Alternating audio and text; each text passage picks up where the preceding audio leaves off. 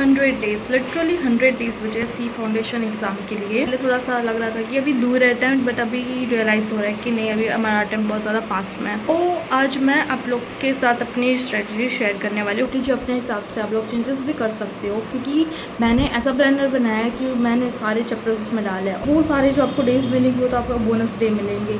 तो पहले plan strategy की बात कर लेते हो। आपके पास कोई और है तो बहुत ज़्यादा बढ़िया बात है, लेकिन आपके पास कोई स्ट्रेटजी नहीं है, आप लोग को स्ट्रेटजी चाहिए या ऐसा कुछ चाहिए जिसको समझ में नहीं आ रहा है कि मुझे क्या पढ़ना चाहिए, तो उसको ये स्ट्रेटजी हेल्प करने वाली है बेसिकली।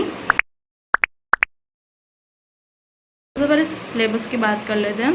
तो मेरा बहुत कम सिलेबस हुआ है, मैं आपको बताती हूँ। मैंने पहले थोड़े से चैप्टर्स करे थे, बट अब तो मैं उनको भूल गई हूँ, मैं उनको इंक्लूड नहीं करूँगी अपने सिलेबस में। तो मेरा क्या हुआ मैं उनको बताती हूँ। अकाउंट्स में पार्टनरशिप अकाउंट्स हुआ है, फर्स्ट सेकंड चैप्टर तो आता है मुझे। और उसके बाद लॉ में बात करें तो लॉ में मेरा IRF हो गया है, इंडियन कॉन्ट्रैक्ट एक्ट हो गया है, LLP भी हुआ है, बस LLP को मुझे रिवाइज़ करना है। और मैथ्स में मेरा मैथमेटिक्स और फाइनेंस हुआ है। सेंट्रल टेंडेंसी हुआ था, बट अब मैं थोड़ा भूल गई फार्मूला, तो उसको रिवाइज़ करने की ज़रूरत है। और LR हो गया है।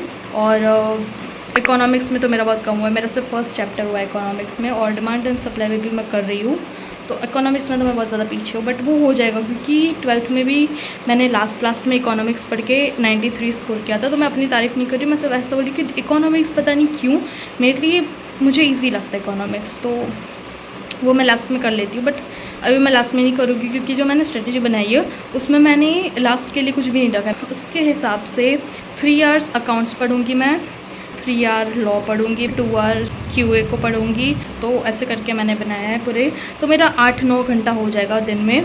और मुझे पता है कि मैं 10 घंटे 12 घंटे 15 घंटे रोज़ नहीं पढ़ सकती हूँ, इसलिए मैंने वैसा अनरियलिस्टिक टारगेट सोचा भी नहीं है, क्योंकि मुझे पता है कि मैं नहीं पढ़ सकती, मैं सिर्फ 8-9 घंटे मुश्किल से पढ़ सकती हूँ। तो मैंने उतना तक का ही अपना टारगेट या अपना स्ट्रेटजी बनाया है। ओके, सो अब मैं आप लोग को अपनी स्ट्रेटजी दिखा देती हूँ। या so this is my strategy.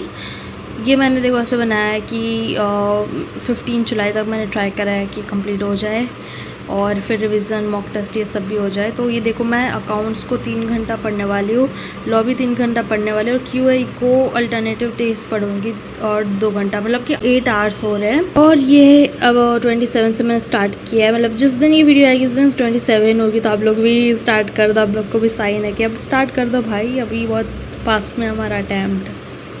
तो मैंने 7 डेज़ के गैप रख के, मतलब 7 डेज़ की स्ट्रेटजी बनाई है। तो फर्स्ट 7 डेज़ में अकाउंट्स में मैंने फर्स्ट सेकंड चैप्टर दिया, क्योंकि वो सबका हो गया होगा, अगर नहीं भी हुआ होगा तो भी बहुत ज़्यादा इजी है। 11th-12th में तो हमारा था ही ये। IRF दिया है मैंने अपने आप को पहले, क्योंकि वो चैप्टर मैंने पहले कर रखा है, तो मुझे सिर्फ IRF को रिवाइज़ करना है। तो मैंने पहले क्या रखा है, जो चैप्टर मेरे पहले हो रखे हैं, अभी मुझे उसकी रिवीजन की ज़रूरत है, मैंने उसको पहले लिखा है। जैसे यहाँ पे ये 2 चैप्टर लिखे, यहाँ पे IRF लिखा है, यहाँ पे मैथमेटिक्स फाइनेंस और ये सेंट्रल टेंडेंसी। तो अगर आप लोग का भी ऐसा कोई चैप्टर रिमेनिंग है, मतलब पेंडिंग है, या उसकी रिवीजन की ज़रूरत है, उसको पहले लिख डालो तो ये बेटर होगा। और ये देखो ये दोनों हाई वेटेज चैप्टर है मैथ्स के, यहाँ से भी स्टार्ट कर सकते हैं अगर आपने अभी स्टार्ट नहीं किया है तो। और सोचो कैसे करना है, कौन से सीक्वेंस में। मुझे रोज़ कमेंट्स आता है कि कौन से सीक्वेंस में करें, कैसे करें। तो ऐसे कर सकते हो आप, हाई वेटेज वाले से स्टार्ट कर सकते हो। ये दोनों हाई वेटेज चैप्टर है। और ये इकोनॉमिक्स में मैंने डिमांड एंड सप्लाई रखी, ये हाई वेटेज चैप्टर है इकोनॉमिक्स। उसके बाद नेक्स्ट 7 डेज़ में BRS इन्वेंटरीज, LLP और इंडियन कॉन्ट्रैक्ट एक्ट। LLP मेरा हो गया था, तो उसके भी मुझे रिवीजन की ज़रूरत है। और इंडियन कॉन्ट्रैक्ट एक्ट तो भी मैंने करा है कंप्लीट, तो उसके भी जो क्वेश्चंस बाकी है मैं उसके क्वेश्चंस करूँगी। और यहाँ पे मैंने स्टार्ट किया है रेशियो प्रोपोर्शन से, ये मेरा पहले हो चुका है, इसको भी रिवीजन की ज़रूरत है। तो ये मैंने सारे चैप्टर्स आपको सिलेबस कंप्लीशन में मैंने ऐड नहीं किया था, क्योंकि इन सब चैप्टर्स मेरे हो गए, बट इसमें रिवीजन की ज़रूरत है। और इकोनॉमिक्स में इंटरनेशनल ट्रेड मुझे डिटेल में करना है, ये मैंने नहीं किया हुआ है। 10 जून से 16 जून तक मैंने ये डेप्रिसिएशन, अमोर्टाइजेशन और बिल्स ऑफ एक्सचेंज, ये 2 चैप्टर रखे, मतलब यहाँ मैंने मॉड्यूल के सीक्वेंस से ही किया है, क्योंकि ईजी आ रहा है इसीलिए। फिर यहाँ पे मैंने कंपनी एक्ट रखा है, क्योंकि कंपनी एक्ट भी थोड़ा बहुत ईजी लगता है, क्योंकि 11th-12th में हमारा थोड़ा बहुत आया था। LR कंप्लीट लिखा है मैंने, क्वेश्चन से करना होता है, LR ईजी होती है इसलिए। और इकोनॉमिक्स में मनी मार्केट वाला चैप्टर करना है, तो ये यहाँ पे मैंने सिर्फ 2 ही चैप्टर रखे हैं पूरे 7 डेज़ में, राइट। तो मैं कैसे करती हूँ मैं भी बताती हूँ। मैं अकाउंट्स करती हूँ नितिन गोयल सर से। उनकी जो मैराथन है पर वो 11-12 घंटे के 4 मैराथन है, तो मैं उसमें से ही करती हूँ और ये सारे चैप्टर मैं उसमें से ही करने वाली हूँ। और लॉ के लिए मैं कर रही हूँ निकेश सर से, निकेश अग्रवाल सर। उनके वन शॉट्स है, बहुत ज़्यादा बढ़िया पढ़ाते हैं सर। मुझे जेन्युइनली बहुत ज़्यादा बढ़िया लगता है, मतलब कि सब समझ में आ जाता है मुझे। नोट्स भी एकदम प्रॉपर से ऐसे लगता है कि मॉड्यूल बेस्ड है, तो यह मज़ा आ जाता है पढ़ के। क्यूए के लिए मैं पढ़ रही हूँ निशांत सर से, क्योंकि उनकी रिवीजन सीरीज़ है, वो रिवीजन सीरीज़ वाला पूरी प्लेलिस्ट है, उसमें उनके सारे चैप्टर्स के उनके रिवीजन वाले वो वीडियोस डाल रखे हैं उन्होंने, तो वो बहुत बढ़िया पढ़ाते हैं सर। इकोनॉमिक्स मतलब क्लास 11 से ही मैं लव सर से ही पढ़ रही हूँ, तो मुझे उनका बेटर लगता है। फिर 17 to 23 June and 24 June to 30 June, 1 July to 7 जुलाई और 8 जुलाई to 15 जुलाई। यहाँ तक देखो, यहाँ पे सारा कंप्लीट है। यहाँ पे मैंने पार्टनरशिप के लिए पूरे 7 डेज़ दे दिए हैं, और क्योंकि देखो ये हो गया है मेरा, मुझे उसके क्वेश्चंस करने हैं, तो 7 डेज़ मैंने दिए क्योंकि मैं इसके क्वेश्चंस करूँगी। पार्टनरशिप मैंने नहीं की है, तो मुझे इसको डिटेल में करना है, प्लस इसके क्वेश्चंस और रिवीजन करना है इसका। और क्योंकि मेरा बहुत ज़्यादा वीक है पार्टनरशिप, और equation, linear equation, production and cost, ये सारा मुझे करना है। तो ये बैलेंस्ड है एकदम, आप देख सकते हो बैलेंस्ड है। अब ज़्यादा क्योंकि स्ट्रेटजी हम लोग बनाते हैं ना, तो हम लोग बहुत ज़्यादा लिख देते हैं, फिर हमसे हो नहीं पाता। बट मैंने इस बार ना एकदम बैलेंस लिखा है कि हो ही जाना चाहिए।